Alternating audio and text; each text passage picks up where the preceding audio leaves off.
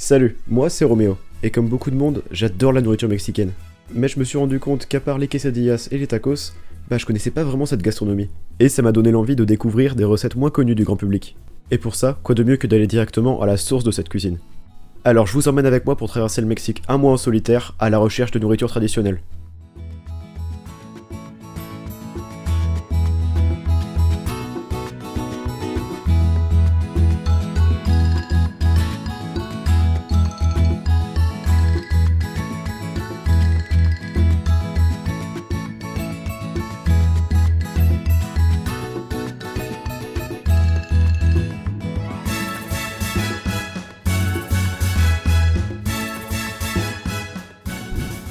Et pour commencer ce voyage, j'étais obligé de passer par la capitale du Mexique, Mexico. Après avoir atterri, je me suis rendu dans la rue pour acheter des gorditas, donc littéralement des petites grosses, qui sont en fait des galettes de pâte de maïs garnies de plein de choses, de la viande, des légumes, etc. Là en l'occurrence, j'ai pris des gorditas au chicharrón. Le chicharrón, c'est tout simplement de la peau de porc qui a été frite. Ok, donc là on va goûter la gordita. Donc là, c'est la gordita où j'ai mis, du fromage de Oaxaca, le fromage blanc là, de la salade et de l'oignon. Au Mexique, il y a deux sauces très importantes qui accompagnent la nourriture. C'est la sauce verte et la sauce rouge. Chacune est composée de piments différents. Et heureusement que j'ai eu le réflexe de goûter la sauce avant de la mettre dans la nourriture, puisque j'ai failli mettre de la sauce au piment habanero dans ma gordita. C'est le piment le plus fort du Mexique et il est dans le top 5 des piments les plus forts du monde. Genre là, si jamais je prends de la sauce avec, c'est que je sens même pas le goût de la gordita en fait. Par contre, c'est très très gras. Hein. Là franchement, premier jour à Mexico, je vais déjà prendre du poids. Franchement ouais. Si jamais vous voulez faire un régime, c'est peut-être pas le bon endroit où aller. Au Mexique, c'est très commun de manger de la viande dès le matin. Donc je me suis pris des petites tacos au chicharrón pour bien commencer la journée.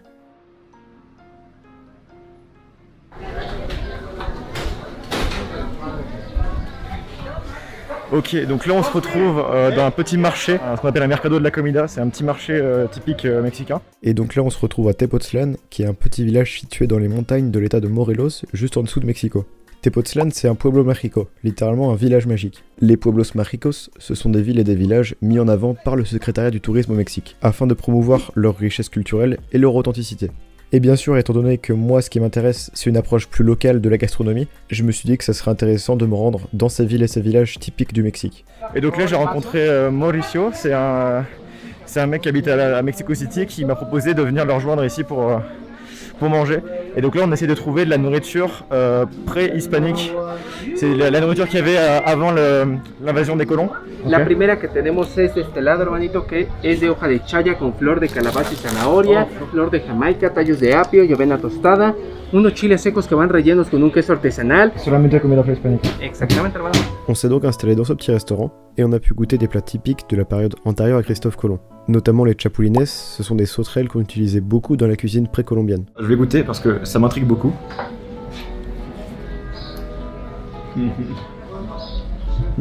Très buenos. Muy buenos.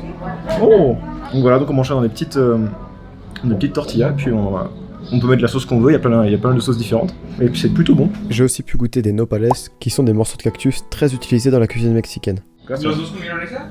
No, yo comí la de chapulines, que está exquisita. Sí, con esa ganamos el Premio Nacional en Gastronomía Prehispánica. ¿Ah, sí? En el 2015.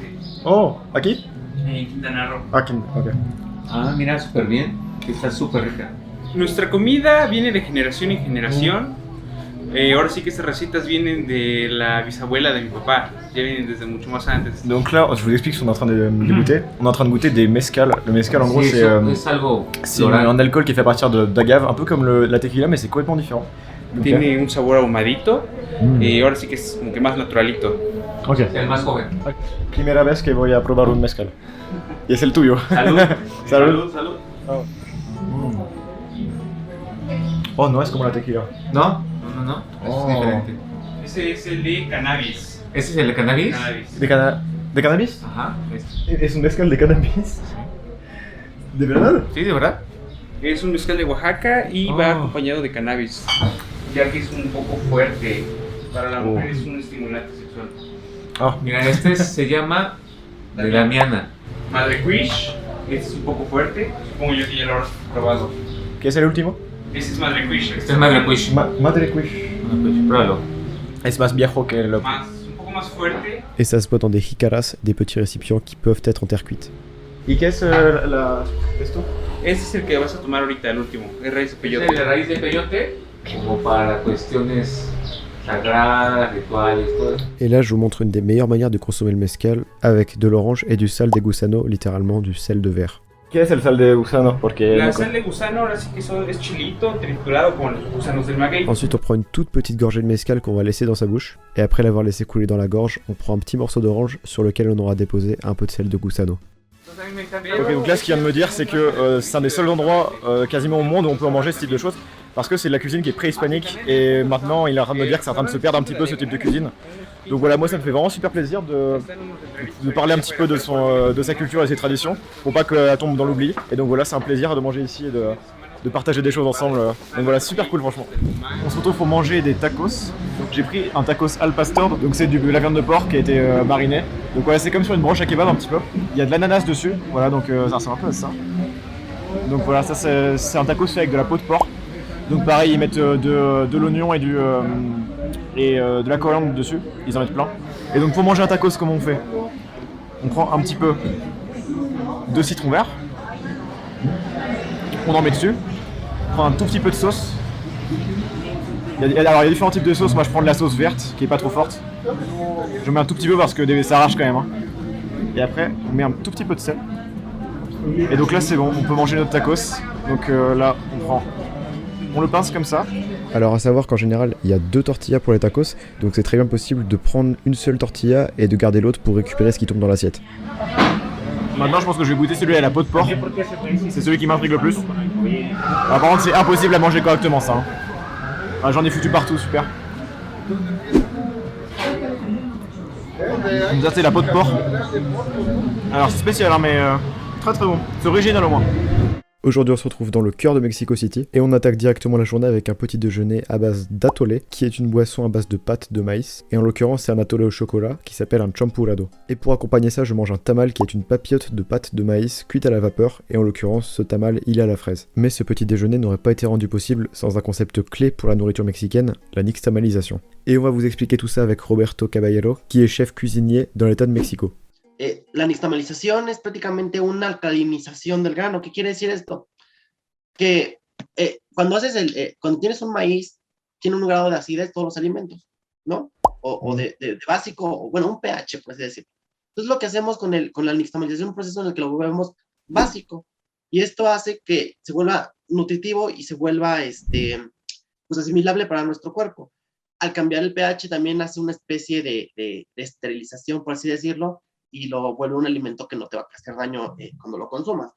Entonces, ¿en qué consiste? Consiste en que yo tengo un maíz seco, ya que está desgranado, se procede a calentar en agua. Et en fait, ce qu'on va faire par la suite, c'est qu'on va ajouter de la chaux alimentaire, qui est un minéral alcalin, et ça va permettre d'enlever la partie extérieure du maïs, et par la suite, on pourra former de la masa, de la pâte de maïs, qui sera alors souple et non cassante, comme on l'aurait pu le voir sans nixtamalisation. La nixtamalisation, c'est donc la base de la cuisine mexicaine, puisque sans elle, pas de champurrado, pas de tamales et encore moins de tortillas. Se habla que sin la invención de la nixtamalización, el éxito de las culturas prehispánicas no hubiera sido posible, porque no hubiera tenido una alimentación correcta y por lo tanto no hubiera existido una cultura, ¿sí me explico? Mais revenons-en à nos tacos, puisque c'est l'heure d'aller dans un des quartiers les plus anciens de Mexico City, Tepito. C'est un des quartiers les plus pauvres de la ville et il est surtout associé au crime et à la violence. Il est juste à côté du marché de la Lagunilla, qui est le marché noir de Mexico. J'ai quand même décidé d'y aller parce que mon but c'est de ne pas montrer qu'une seule face du Mexique. Et en général, si vous n'êtes pas au mauvais endroit au mauvais moment, il n'y a absolument aucun risque. Je ne regrette donc pas du tout d'y être allé puisque j'ai pu rencontrer Os, qui est un rappeur du quartier. Hey, ¿qué pedos? Mi nombre es Os, Ciudad de México. Y representando a la Lagunilla.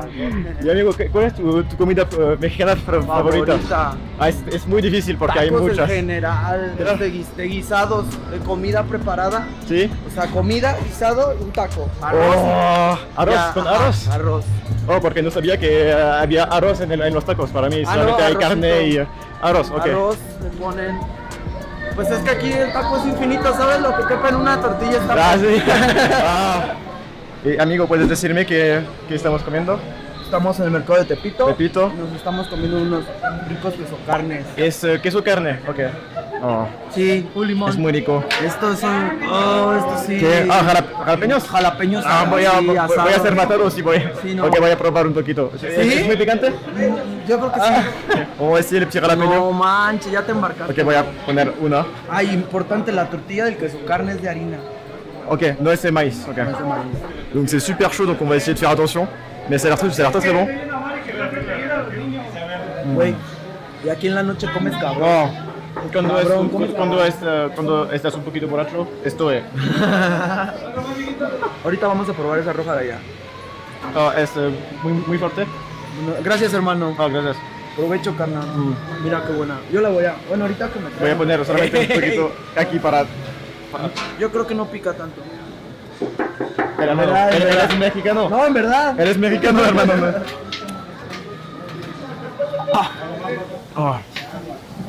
Oh, shit, sí pica. Tiene habanero, creo. Para tú también. Très intelligent. Ils mettent des petits bouts de concombre. Et en fait, quand c'est trop piquant, tu peux juste prendre un petit bout de concombre. Et là, t'es parti. Pero si voy a comer cocina mexicana todos los días, voy a ser gordito después de 2 semanas, amigo. Es lo que nos mantiene gorditos y bonitos. Ah, sí, haces mucho deporte para. ¿No? Ensuite, on était se balader au marché noir et je pense que j'avais jamais vu autant de chaussures de toute ma vie. Pero hay mucha comida aquí. Es lo que me encanta en México. Si quieres comer, debes caminar por una minuta y puedes comer. Sí, Es seguro. Perfecto para mí. No en todos lados, luego la comida. No, está claro, bien. no en todos lados, pero aquí en el Aquí barrio. en Tepito, sí, En güey. Tepito es perfecto. Tepito es. Puis après, je me suis rendu dans le sud de la ville, dans le quartier de Coyoacán. Je suis allé dans un petit marché couvert avec Arturo, un Mexicain du coin, et avant on allait se balader et acheter de la street food. Donc là, ce qu'on a pris, c'est ce qu'ils appellent de l'esquité, mais c'est peut-être pas le foot partout. Et en gros, l'esquité, c'est donc du maïs préparé avec de l'ail et du piment. Et après, on rajoute de la mayonnaise et du fromage par-dessus. Donc on va goûter, mais c'est vraiment une bombe calorique. C'est le truc, c'est franchement, si jamais je mange ça tous les jours, mais je vais prendre 2 kilos. Oh là là, donc voilà. Donc là, mayonnaise, fromage, piment, ail et maïs. Muy rico. ¿Cómo se llama esto? Es enchiladas de mole. Enchiladas de mole, ok. Van rellenas de pollo, Y aquí hay el arroz mexicano. Arroz. ¿Cómo cocinas esto? ¿Con un poco de tomate? O tomate, Tomate, arroz y... y sí, ajo y cebolla. ¿Es bueno? Muy rico. Muy bueno. Ok, voy a tomar un poco de arroz mexicano, el pollo, la crema, la cebolla y la salsa mole. Oh, hay muchas cosas. ¿Qué tal está? La salsa es extraño para mí, pero me encanta. Pero con el pollo. Alors littéralement, mole c'est sauce en espagnol. Chaque région a son propre mollet, et cette sauce est constituée de fruits secs et de piments. Et dans certaines versions, on peut y ajouter du chocolat, d'où ma surprise, puisqu'en France on n'a pas trop tendance à associer du poulet avec du chocolat. Ensuite, je me suis rendu dans la ville de Toluca, à l'ouest de Mexico, et sur la route, j'ai fait une pause au restaurant. Comment se llama esto? Esta es la sopa azteca. Ah, la soupe azteca, ok. Ça, c'est une soupe avec des morceaux de tortilla, de la crème et du fromage. Ensuite, j'ai pris une sopa campestre, qui est une soupe de campagne littéralement, et en gros, c'était une soupe de légumes avec notamment des fleurs de courgettes, qui se mange avec le chicharrón qu'on a vu précédemment, donc la peau de porc frite. Une fois arrivé à Toluca, je me suis rendu dans la municipalité de Metepec, qui est juste à côté. C'est aussi un pueblo mágico, donc les endroits mis en avant par le secrétariat du tourisme. Je me suis rendu là avec David et Monse, 2 Mexicains de Toluca. Esto es de que raspado, tiene como tamarindo arriba. Le tamarindo, c'est du tamarin, c'est un fruit qu'on connaît pas forcément en France, mais on peut le retrouver ici au Mexique. ¿Y esto? ¿Qué es? Y esto es jicaleta. Esto es algo súper tradicional de México cuando era chiquita. Et ça, c'est un morceau de tubercule de jicama, qui est un légume racine qu'on retrouve là-bas. Y le ponen de que este liquidito que se ve acá como rojo, se llama chamoy. Et enfin, le chamoy, c'est une sauce sucrée, salée et acide avec du piment et des fruits. Et ensuite, grâce à ça, on peut rajouter du sucre coloré sur la jicaleta. Et pour finir la journée, j'ai pu goûter de la garañona, qui est un alcool traditionnel de Metepec à base de plantes.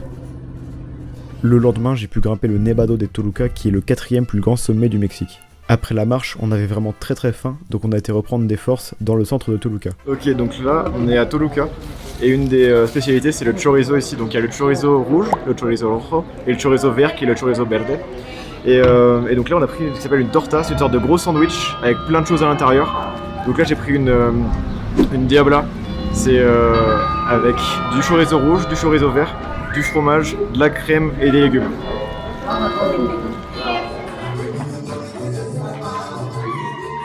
Puis, en se baladant, on est tombé sur une représentation de danse traditionnelle, notamment El Baile de los Machetes, littéralement la danse des machettes, qui est une danse typique de l'état de Nayarit.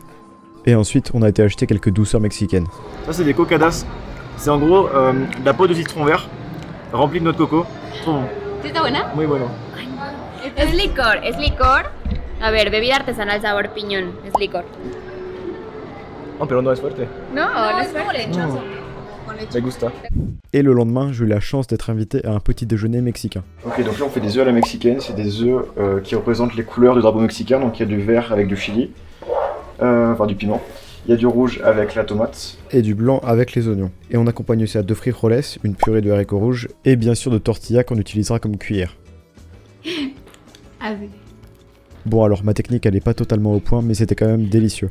Y en general, en la semana, el lunes, ¿qué comes? Porque me has dicho que no coméis juntos. Sí comemos como huevo, como omelette, Ok. ¿qué comemos más? Quesadillas. O sea, Ok. creo que siempre te pregunto, te digo de Ok. que como quesadillas todo el tiempo. Et après ces quelques jours à Toluca, il était temps pour moi de me rendre à ma prochaine destination, Tehuacan, dans l'état de Puebla.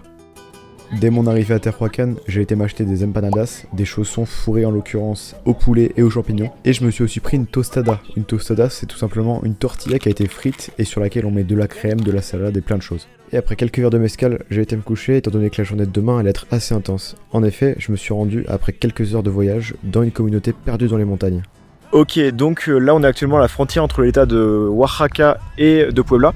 Si jamais je me suis rendu dans cette communauté aussi reculée, c'est grâce à Angel, un professeur qui donne des cours ici.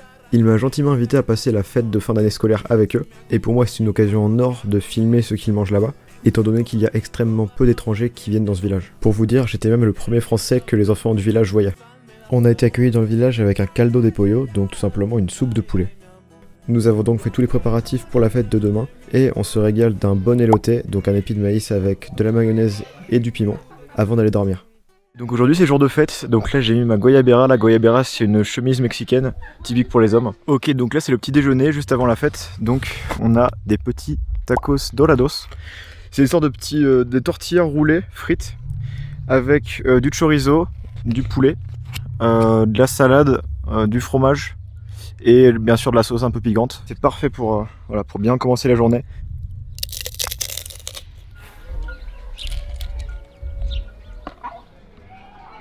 Chez les Mexicains, pas de gâchis, même les pâtes du poulet se mangent. Si jamais ça me tenait autant à cœur de venir, c'était aussi pour tester le vrai mole poblano. Le mole poblano, c'est considéré comme le plat national du Mexique, et c'est constitué de poulet ou de dinde avec la sauce aux fruits et au chocolat. J'avais déjà pu goûter une version du mole à Mexico City, mais je me devais quand même de goûter le mole poblano, qui est reconnu partout dans le pays. Mais avant de manger, place aux danses et aux cérémonies.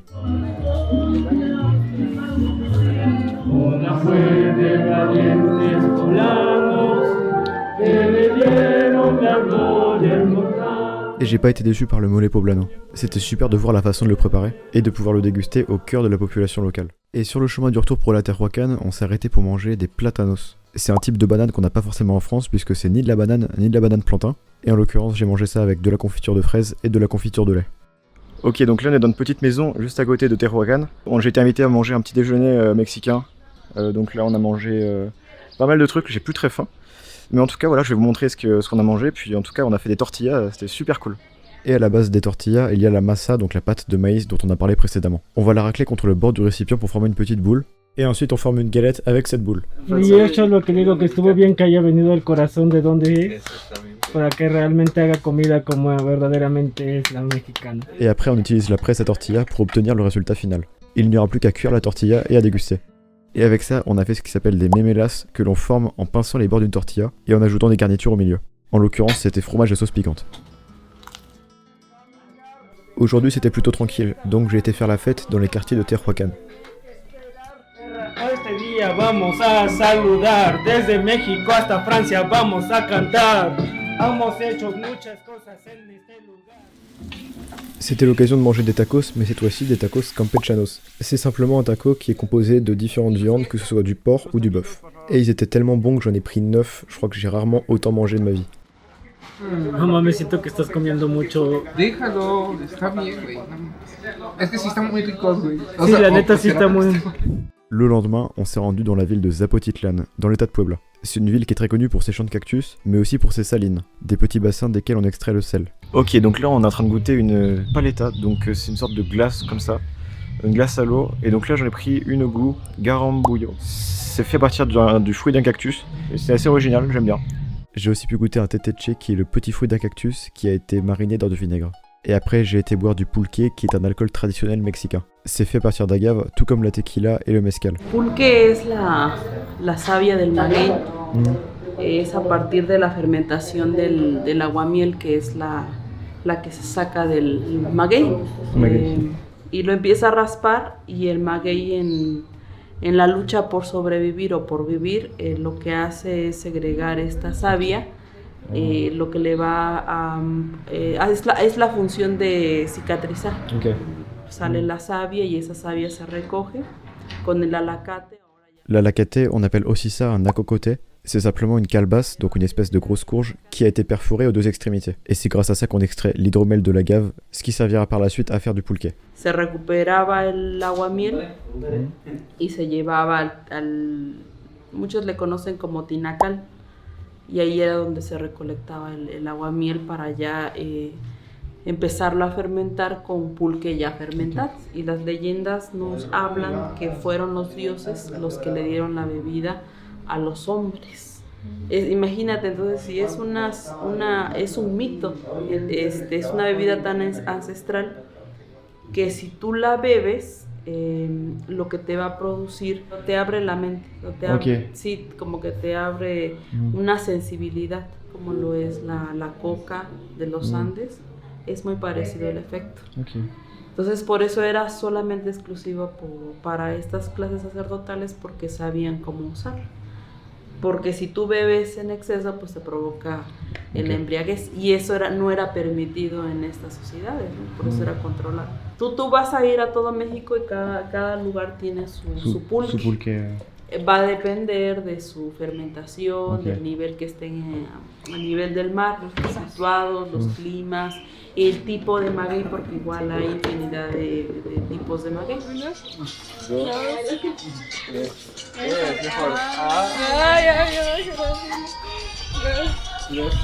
Ensuite, j'ai eu l'occasion d'aller visiter la ville de Orizaba, dans l'état de Veracruz. C'est un pueblo mágico qui est absolument magnifique. J'ai mangé une bonne quesadilla aux fleurs de courgette avec de la viande de porc et des champignons, mais j'ai aussi pu goûter un huarache, qui est une galette de pâte de maïs que l'on va fourrer avec des haricots rouges.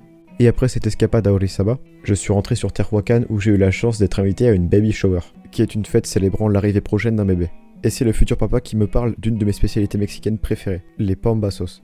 Esto es un pambazo, es una comida típica que se da en septiembre, los días típicos, Día de Independencia, y en diciembre. Entonces con chorizo, es carne enchilada. Esto es lechuga, queso de aro, es un tipo de queso especial, chiles en vinagre, mayonesa, muchas cosas. En un pan especial, se llama pambazo también. Ok, bien, bueno. ¿Te gusta mucho? Sí, es muy rico, es de los mejores que hay.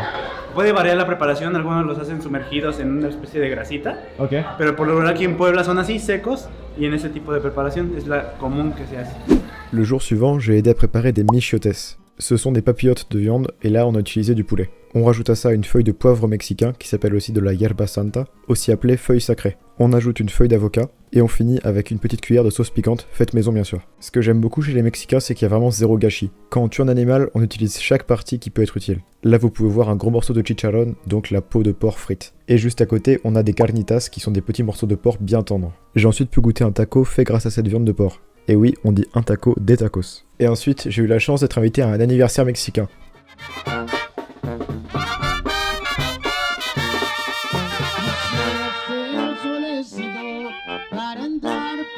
Alors j'ai pas filmé tout ce que j'ai mangé, mais au niveau des nouveautés, il y a une sorte de garniture pour tortilla avec du poulet, du maïs et du piment, une soupe de haricots rouges au chorizo, et enfin des chiles rellenos, littéralement des piments farcis. Et là, c'était des piments frais du champ d'à côté, garnis de viande et frits. Pour le coup, c'était extrêmement piquant, mais je me suis quand même bien régalé. J'ai remangé des memelitas, donc les tortillas pincées avec du fromage et de la sauce piquante, mais cette fois-ci avec de la viande dessus. Et ensuite, on s'est attaqué à préparer un des plats les plus emblématiques de la région de Puebla et de tout le Mexique, les chiles en nogada. Comme vous l'avez vu, on va extraire les graines d'une grenade et on va faire griller directement sur la flamme des piments que l'on mettra par la suite dans un sac plastique afin que la peau se décolle toute seule grâce à la vapeur. Ensuite on enlève cette peau, on taille en dés des oignons et des tomates que l'on commence à faire revenir dans l'huile, puis après avoir monté des blancs d'œufs en neige, on ajoute un jaune d'œuf, et après avoir fait revenir de la viande avec l'oignon et la tomate, on va ouvrir nos piments pour pouvoir les garnir. Et c'est un peu pareil que ce qu'on a mangé à l'anniversaire, mais là c'est un niveau au-dessus. Puis on trempe le piment fourré à la viande dans le mélange blanc d'œuf et jaune d'œuf, et on vient déposer ça directement dans l'huile bouillante. Et la dernière étape, on va venir ajouter une préparation à base de crème, de fromage et de noix sur les piments. Et la touche finale pour la couleur, quelques graines de grenade. C'est un des plats pour lesquels je me suis déplacé parce que ça avait l'air absolument incroyable. Et j'ai pas encore goûté, mais je pense que ça va être à la hauteur de mes espérances. Je vous assure, c'est extrêmement bon, mais c'est très très fort, vraiment. C'était vraiment une super expérience de pouvoir cuisiner ce plat traditionnel avec les gens d'ici. Mais après cette longue journée, il est temps d'aller se reposer un peu. Ok, ¿qué comemos hoy? Estamos comiendo semitas poblanas. Alors les semitas poblanas, c'est typique de l'état de Puebla, et c'est simplement un pain garni avec du fromage, de l'avocat et une milanesa qui est un morceau de viande panée. On l'accompagne de papalos, qui sont les petites feuilles que vous voyez juste là, et de piment chipotle, c'est un piment jalapeño que l'on a séché et fumé. Et pour fêter ma dernière nuit à Tehuacán, on a été au karaoké.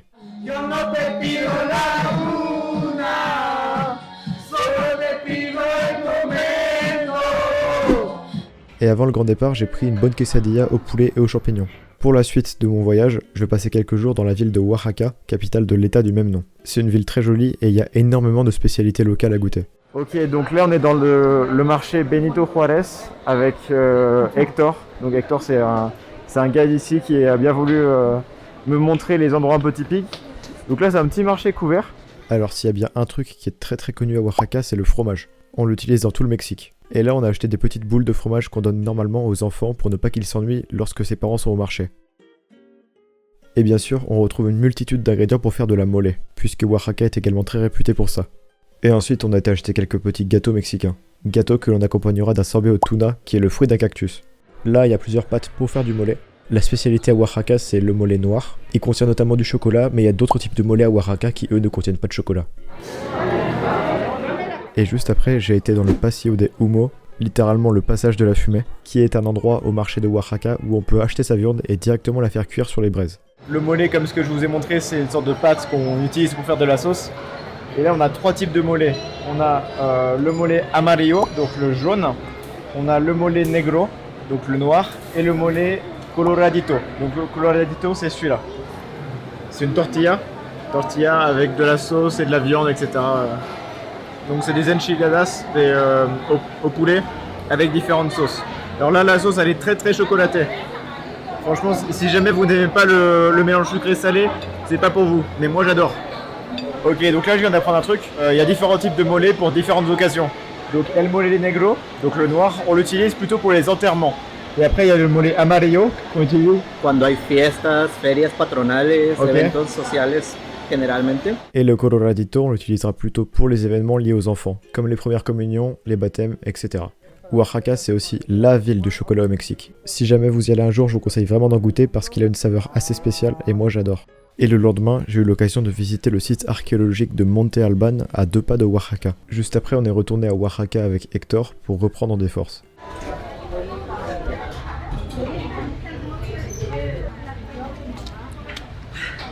Donc ça c'est des papas con chorizo, c'est des pommes de terre qui sont cuites et frites avec donc du chorizo. Et par-dessus moi je vais rajouter de la laitue, du guacamole, du fromage. Et le soir j'ai été manger un incontournable de la cuisine de Oaxaca, la tlayuda. Es tradicional en Oaxaca. Okay. Se le pone asiento, frijol, verdura y quesillo. Se puede hacer de tasajo, de chorizo. La tlayuda es más rica en la noche. No es buena para la comida ni para el almuerzo. Se puede comer. Se puede, pero es muy rica en la noche, es más sabrosa. Pero toda la comida mexicana es rica. Toda la comida mexicana es muy rica. Pero la de Oaxaca es más rica. Ok, donc là on est en train de manger des tlayudas. Les tlayudas, c'est des tortillas de maïs fourrées avec plein de choses différentes. Et là notamment fourré avec de la viande braisée. Là en l'occurrence j'ai pris du tasajo qui est une pièce de bœuf assez fine que l'on grille au-dessus des braises. Et donc voilà, ça ressemble à ça à l'intérieur. Ça fume, il y a de la salade, du fromage, de la sauce, et voilà, plein de bonnes choses, et pour finir la journée, c'est parfait. C'est déjà l'heure pour moi de repartir, mais j'ai vraiment adoré les quelques jours que j'ai passés ici. Oaxaca, c'est une ville qui est très colorée, les gens sont super accueillants, et franchement je vous recommande vraiment d'y aller. Et après de nombreuses heures de voyage, j'arrive enfin dans la région du Chiapas. Au Mexique, c'est un des états les plus pauvres économiquement, mais un des plus riches culturellement. On y trouve également une population indigène assez importante, et on estime qu'en 2015, environ un tiers de la population totale de l'état serait indigène. Et mon premier stop, c'est le pueblo mágico de San Cristóbal de las Casas, qui est une des villes principales de l'état. Je m'apprête à goûter ce qui s'appelle un tamal des bolas. En gros, le tamal, on en avait déjà mangé un à Mexico City, il était rouge, il était à la fraise. Sauf que là, j'ai pris un tamal des bolas, et en gros, c'est un tamal qui est à base de viande de porc, d'épices, c'est parfait pour commencer la journée. Ok, donc la région du Chiapas, il faut savoir qu'il y a énormément de cafés. Donc là, je suis dans une cafétéria qui s'appelle la Cafeología. Et là, on vient de me servir un café qui a été préparé sous mes yeux et qui est issu des petits producteurs qui habitent à moins de 50 km d'ici. Lo más importante es exactamente es que el sabor de nuestros cafés proviene del origen y pues San Cristóbal está muy cerca del origen. Donc voilà, je trouve ça assez cool d'avoir un circuit très très local pour boire son café, parce que quand on est à l'autre bout du monde, par exemple en France, on se rend pas forcément compte d'où viennent les produits, mais là de savoir que c'est juste fait à côté, c'est vraiment super. Et en plus le café est super bon, franchement, c'est un des meilleurs cafés que j'ai dû boire de ma vie. Il y a une touche de caramel, de citron, c'est extrêmement bon. L'homme qui prépare le café donne toutes les explications sur le café du jour, etc., d'où il vient, la provenance. Y desde el inicio comenzamos a trabajar con productores de los Altos de Chiapas. El café se produce, se procesa tanto en comunidades como aquí mismo en San Cristóbal, y todo el café se tuesta aquí mismo. Detrás de la cafetería está la tostaduría en la cual tostamos cada uno de estos cafés. J'ai eu la chance que Humberto et Paola, deux personnes qui ont une boutique de livres ici, me montrent la ville. Et j'ai appris pas mal de choses. D'abord, San Cristóbal, je l'ai remarqué en arrivant, c'est une ville très très occidentalisée. Il y a notamment pas mal de boutiques étrangères. Et cette culture occidentale, elle est beaucoup plus acceptée dans cette partie du Chiapas que dans d'autres comme Palenque par exemple. Mais ici, la culture étrangère est de plus en plus appréciée, surtout par les jeunes. On s'est donc rendu au marché de San Cristóbal pour voir ce qu'il y avait. Este es un pan de queso, pero el queso con el que lo usan es un queso añejado. Ah. Es un queso especial porque es un queso para que no se eche a perder tan rápido el pan. Es un pan un poco duro, ¿no? Pero es sólido, es un pan sólido, no es... Okay. Hay estos dos tipos de longanizas picadas. Son picadas. Mira. ¿Cómo se llama? Butifarra, güero. Butifarra. En el interior de acá lleva nuez moscada y lleva almendras y otras cositas que no te puedo decir porque es de la mamá.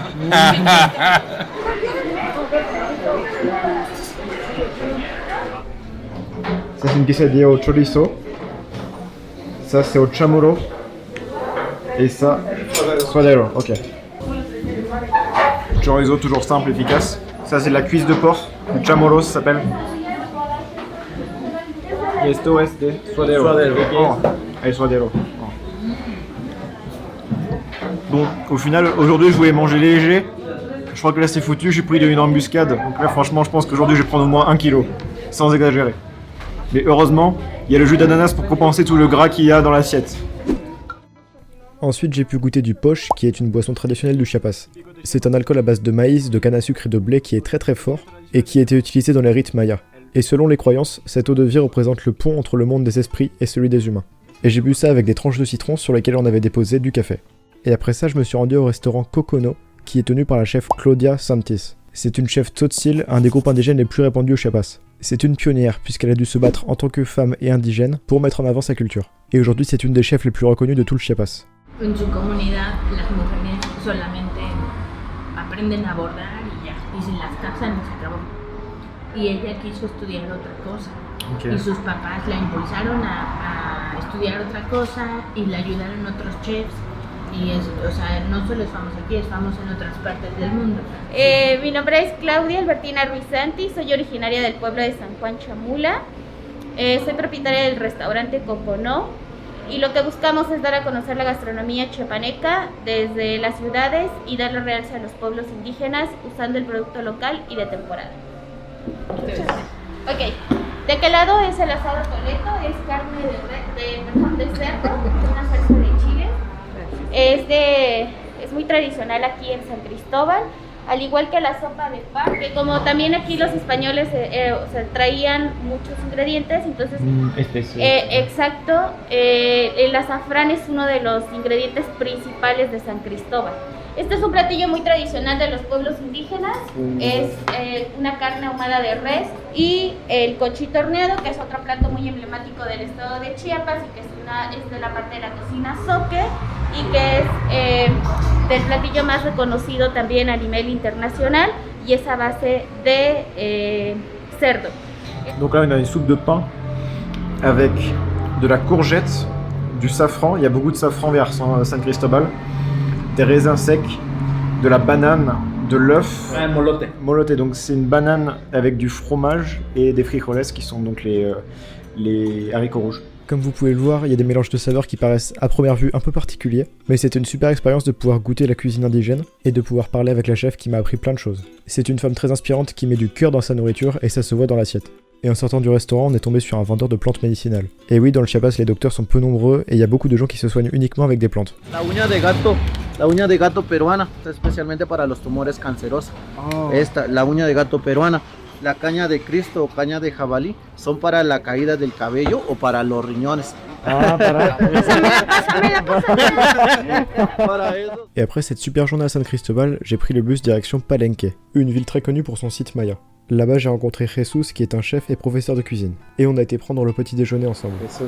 Donc ça, c'est des churros, des yucas. En gros, c'est des churros de manioc qu'on va tremper dans la sauce au chocolat. ¿Es chocolate? Sí. Y es dulce de leche. Leche condensada. Leche, okay. ¿Qué tal? Son los churros tradicionales también, que se hicieron en México, en la ciudad de Puebla mayormente, y ahorita aquí la versión es que le agregan a yuca fresca. Oh, me gusta mucho. Sí. Entonces, el cochito horneado que se hace en la ciudad de Copolla, cerca de Tuxtla, que es la parte central de Chiapas, es una técnica de marinado del cerdo y que se mete a hornear en horno de barro. Ya podemos hacer tacos, tortas, así puros como queramos. Así es, entonces es lo más tradicional de Copolla y pues los chilaquiles que son a nivel nacional conocidos mayormente de desayuno. Des tortillas donc avec de la sauce, de l'oignon, de la crème, etc. Ça c'est beaucoup plus connu, mais le truc typique d'ici, la cosa la más típica de aquí es el cochito chiapaneco. Cochito chiapaneco. Okay. ¿Es muy picante eso? Sí. ¿Pimiento de árbol? Puro habanero. Ah, puro habanero. Okay. No voy a tomar eso.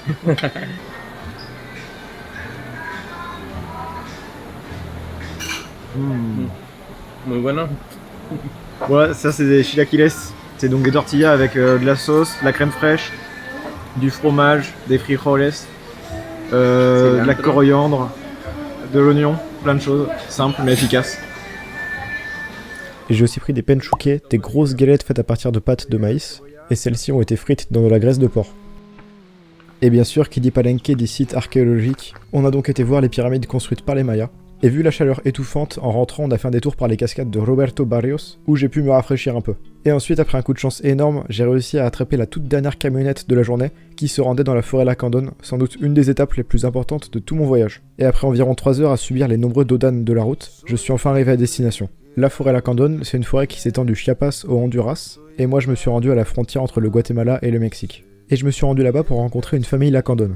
Les Lacandons, c'est un des groupes mayas les plus isolés de tout le Mexique. Et aujourd'hui, ils sont très peu à encore vivre dans la forêt. J'ai donc rencontré Ismaël et toute sa famille chez qui j'allais dormir pour la nuit. ¿Y hay muchos animales aquí? Sí, poquitos animales. Jaguar. ¿Hay jaguar aquí? Bueno, aquí no. No, Ah ok. Et avant d'aller dormir, j'ai eu la chance de pouvoir parler avec Kayom Yukmash, qui est l'oncle d'Ismaël, mais surtout un chaman. C'était donc très intéressant de pouvoir m'entretenir avec lui. ¿Qué se come aquí en la selva? Aquí en la selva se come la hierba mora, no, hierba santa también. Aquí tenemos hierba santa. ¿Se come mucho carne aquí también? Carne de res. De res. Carne de cerdo. Pollo también. Chicharrón, pollo. Un poquito de todo. De todo. Aquí en la comunidad se hace natural. Sí, no hay mucha grasa. No aceite, nada. No mantequilla, no. Nada. Principalmente la comida de uno principal es el maíz. Ah, sí. Maíz, frijol Y chiles. y chile. Son los tres. Tomate, Es la base de la comida. la cultura maya. Dans la cuisine maya ou mexicaine en général, on va retrouver des éléments qui reviennent souvent, malgré des différences entre régions. Mais je laisse Roberto vous expliquer tout ça. Que la base de la alimentación en México es el maíz, ¿sí? Como dices, todo va a llevar maíz, todo va a llevar frijol, todo va a llevar chile. Cualquiera de esos tres ingredientes, la cocina mexicana siempre lo va a tener, o uno u otro o los tres, pero siempre va a estar presente. Y esto, pues, obedece también a un gran sistema de cultivo, que también es parte del éxito de la cultura mexicana y, bueno, prehispánica también, que es la milpa. No es un cultivo nada más de maíz y ya. Se le conoce como un agroecosistema. ¿Qué quiere decir esto? Que no nada más es que siembro maíz y va a salir mi maicito y ya, y aparte mi frijol y aparte mi chile, no. Es un agroecosistema, es un ecosistema completo. Una planta se complementa a la otra. Entonces, digamos que el maíz es una planta que requiere mucho hidrógeno para crecer y el frijol es una leguminosa que fija el nitrógeno en la tierra.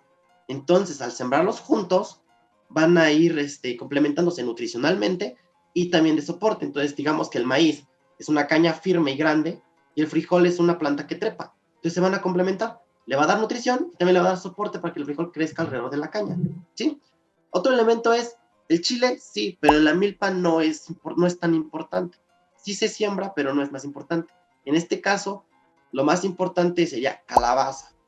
Entonces, la base de la milpa es maíz, frijol y calabaza. ¿Y la calabaza por qué? Porque la calabaza, al ser rastrera y tener hojas gigantes, como que te digo yo, 20 centímetros de grandes, va tapizando todo el suelo de la milpa y va impidiendo que crezcan malas hierbas. Entonces, al final, se crea un ecosistema que todas las plantas ayudan entre ellas. Aquí hay maguey también. Maguey, sí. Para la tos. Cuando tenga una gripa, un poquito normal, de maguey y todo es bien. normal. Aquí cuando está la luna llena se hace la ceremonia, se hace la limpia. Ah, para purificar. Con humo. Exactamente. Pero es espiritual. Hace un poco de esta ceremonia y cantar y darle cantar y darle gracias a los dioses.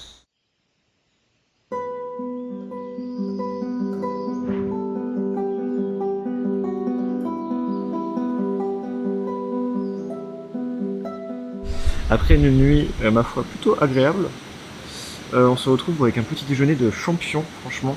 Alors là, on a une assiette énorme. Alors ce sont des tostadas, donc des tortillas frites juste ici, recouvertes de huevos rancheros, donc des œufs à la campagnarde, si je peux traduire littéralement, avec des platanos, donc des bananes, et des frijoles qui sont juste devant. Donc les frijoles, comme vous l'aurez compris, ce sont des haricots rouges en purée. Donc voilà, ça a l'air vraiment délicieux. Et là, très important, c'est que c'est un petit déjeuner à l'heure française pour une fois, puisqu'il est 8h38. Et après avoir mangé, je me suis rendu au cœur de la forêt lacandone avec 2 des filles d'Ismaël.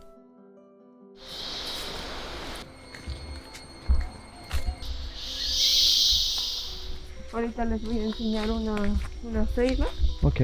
Que es una ceiba sagrada. ¿Qué es el árbol sagrado de los mayas? Ajá, sagrado de los mayas. Es una ceiba sagrada que los antepasados mayas hacían sus rituales y las personas que vienen pueden hacer sus rituales. Donc là, on est à côté d'un ceiba, c'est l'arbre sacré des Mayas. Il est absolument énorme. Je sais pas si vous pouvez voir. Et avant de rentrer, on est passé par des petites ruines perdues dans la jungle. Avant de quitter la forêt lacandone, j'ai mangé un beau repas à base de légumes et de riz, et j'ai aussi pu discuter un petit peu avec Ismaël et sa famille. Bueno, bienvenidos al campamento ecológico Yaxbaché. Cuando quieran, pues son bienvenidos a visitar la selva, la cascada, la ciudad perdida. Cuando quieran, pues son bienvenidos.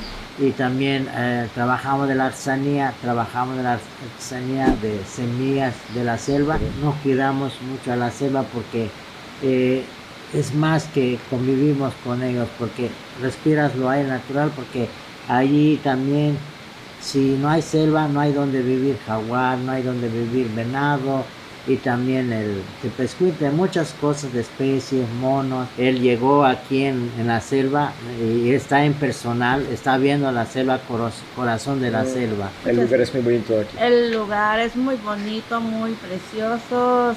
y está el río aquí muy cercano para convivir aquí en la selva. Encore une fois, un grand merci à Ismaël de m'avoir accueilli. Si un jour vous allez dans le Chiapas, n'hésitez pas à aller faire un tour au campement Yaxbache. Il y a vraiment plein d'activités à faire dans les environs. La nourriture est vraiment délicieuse et vous pourrez dormir entouré des bruits de la nature. Et j'ai pu apprendre plein de choses sur la culture lacandone et sur leurs traditions, et vraiment c'est une expérience inoubliable. Là on est dans un petit restaurant à Mérida dans Yucatan. Yucatan qui est en gros la partie la plus touristique du Mexique. Donc là j'ai pris ce qu'ils appellent un chaya con limon. La chaya c'est une plante qu'on retrouve, qui est très utilisée dans la cuisine maya en général.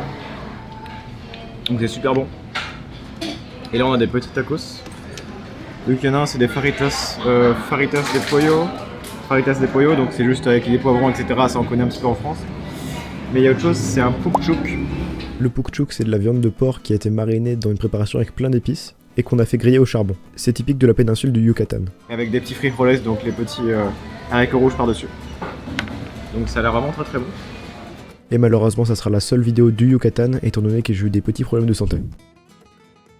Et pour la fin de mon voyage, je suis retourné à Toluca une semaine pour vivre chez la famille de Montse. Et là j'ai pu cuisiner une deuxième version des pambazos. Les pambazos j'en avais déjà mangé à Tehuacan. C'était le sandwich avec de la mayonnaise, de la crème, de la salade, du chorizo, des pommes de terre, etc. Et on m'a bien précisé que c'était la version de l'état de Puebla et que chaque partie du Mexique avait sa propre version du pambazo. Pour cette version, on va commencer par préparer de la salsa verde ou la sauce verte. Et il faut savoir que la sauce verte, il y a plusieurs moyens de la préparer. Là en l'occurrence, on prépare une salsa cruda, c'est-à-dire une sauce à base d'aliments crus. Et par la suite, on va faire cuire cette sauce qui accompagnera nos pambazos. Chile, tomate, ajo, cebolla. Nada más. Y el cilantro. Ensuite, on rajoute un peu d'eau pour la rendre plus liquide et on mixe le tout. Et ensuite, on prépare la salsa roja, la sauce rouge. Pusimos chile guajillo, Ok. o chilaca, le llaman chilaca, cebolla y ajo. On coupe des pommes de terre en petits morceaux et on les fait cuire avec du chorizo. Et après avoir filtré la sauce, on passe à l'étape originale de la recette, puisqu'on va prendre des petits pains que l'on va tremper dans la sauce piquante avant de les faire frire dans l'huile. Et enfin pour la dernière étape, on va garnir le pain avec de la sauce verte, de la salade, le mélange pommes de terre chorizo, et enfin avec du fromage panela qui est un type de fromage frais. Il ne reste plus qu'à déguster et franchement c'était délicieux.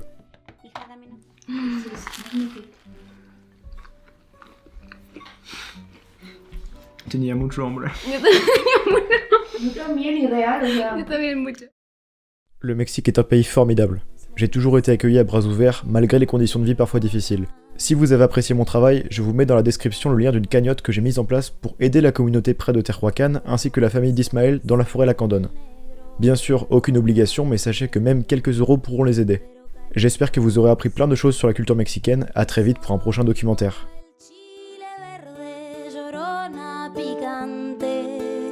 Pero sabroso, soy como el chile verde, llorona picante, pero sabroso. No sé qué tienen las flores, llorona, las flores del Campo Santo. No sé qué tienen las flores, llorona, las flores del Campo Santo, que cuando la mueve el viento, llorona, parece que están llorando.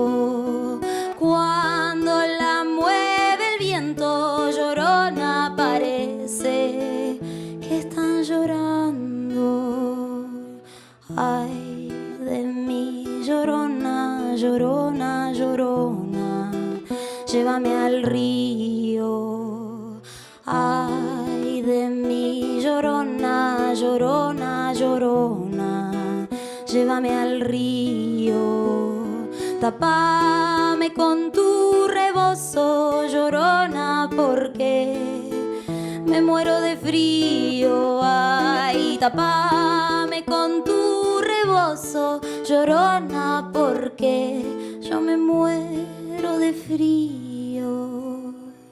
Ay, de mí, llorona, llorona, llorona, de azul celeste. Ay, de mí, llorona, llorona, llorona, de azul celeste. celeste.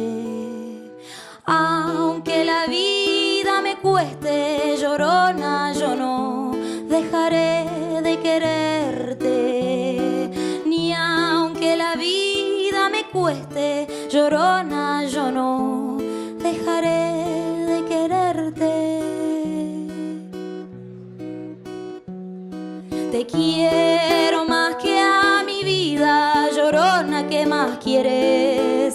¿Quieres más? Te quiero más que a mi vida, llorona, ¿qué más quieres?